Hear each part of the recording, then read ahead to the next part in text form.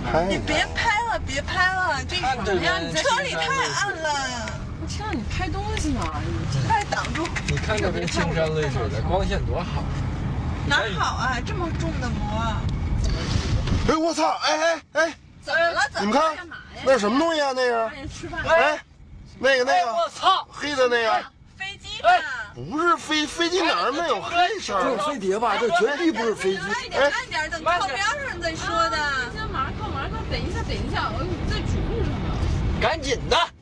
哎呀，别催了，马上的。哎呦我天，那什么东西啊？哎呀妈呀！快！停车！马上了，能靠了。快停车！到了！马上到！我这什么东西啊？这是？哎呀，赶紧的！快停车！来，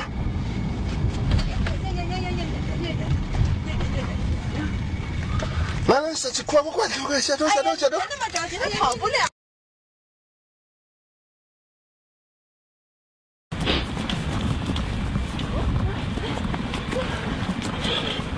在哪儿呢？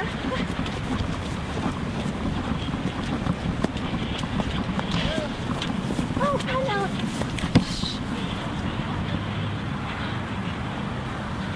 来，什么东西啊？那什么呀？哎呦天哪！哎，那门开了。哎，人下来了，真的有！哎，你低点，被发现了。快行！哎，天哪，真的下来了！这什么呀？他下来干嘛呢？他好像看见咱们了。好像看见咱们了。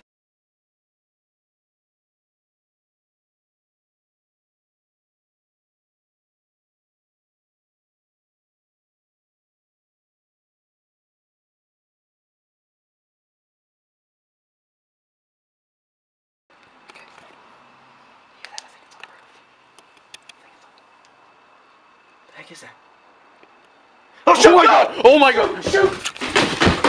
Get out of the house! Oh my god, what the fuck was that? Kenny!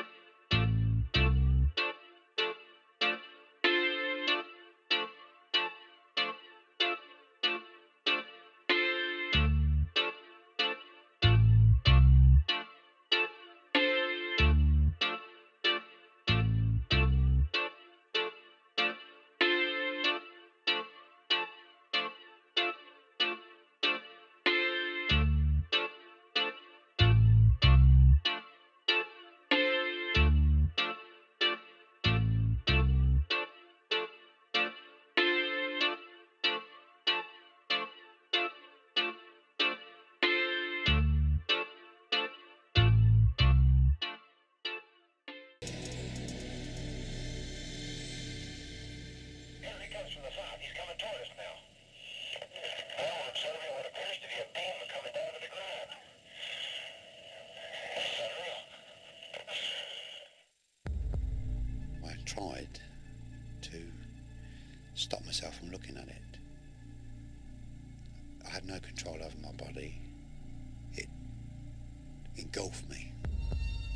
It was known to me at that time that the Ministry of Defence were monitoring what was occurring in the fields in this area. A small number of these UFO sightings may well relate to extraterrestrial activity. Extraterrestrial activity, out-of-body experiences, government cover-ups. The perfect mixture for a conspiracy theory.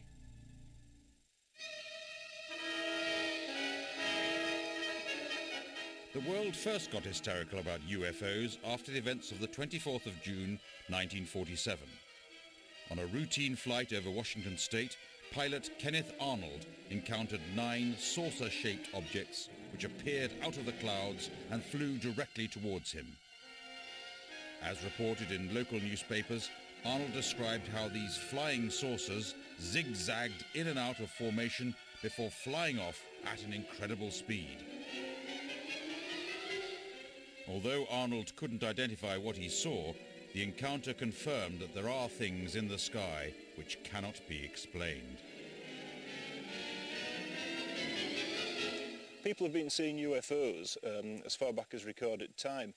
Look at the Middle Ages, for instance. People were seeing things in the sky that they couldn't explain then, but they didn't see them as flying saucers or spaceships. In the 14th and 15th centuries, they interpreted them as flaming swords and shields because they didn't have a spaceship frame of reference to go into.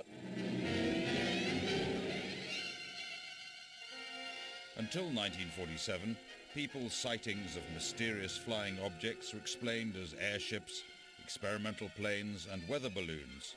But Kenneth Arnold's saucers changed everything. Since the Second World War, the Ministry of Defence has repeatedly denied the existence of UFOs. However, Britain's very own Agent Mulder has spoken out and claims to have found the truth, or as close as he can get to it. When I joined the MOD and looked into the old UFO files, it became readily apparent that each year, for many, many years, there had been several hundred UFO sightings reported to the ministry.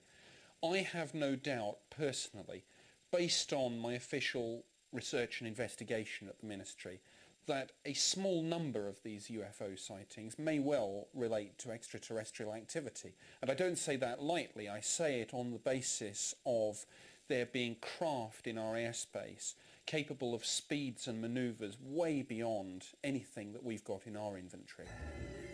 Nick Pope believes an incident that happened 20 years ago may well be the closest Britain has got to an alien encounter. The event is known as the Rendlesham Forest incident. Although the pictures are reconstructed, the voices are real.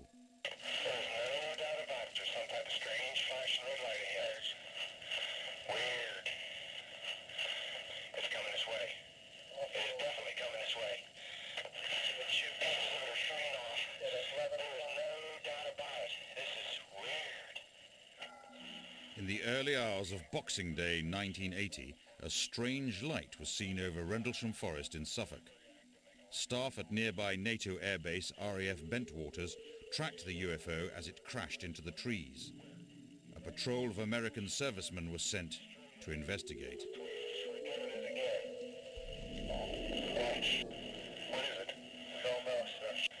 The guard patrol encountered a landed metallic craft.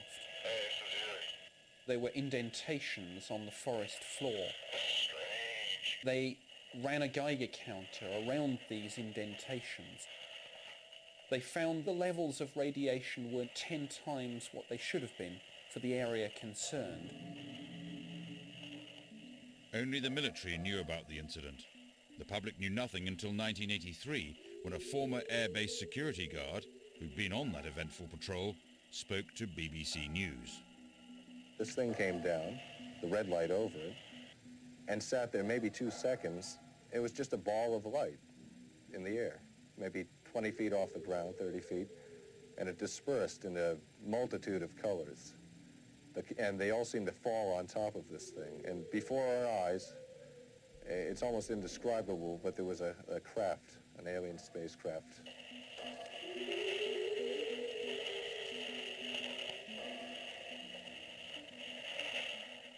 Some people saw lights in the sky. Some people saw something very much more involved than that, a landed craft. Now, I have no doubt that this is an absolutely extraordinary case, and really, so far as the evidence in Britain is concerned, poses the strongest case yet for there being an extraterrestrial explanation for the UFO phenomenon. However, the Ministry of Defence takes a different line. It states the incident posed no significant threat and was therefore not worth investigating. But this still doesn't tell us what actually happened. Theories range from NATO maneuvers to Martian intruders. UFO researcher Jenny Randles has spent 20 years investigating the case.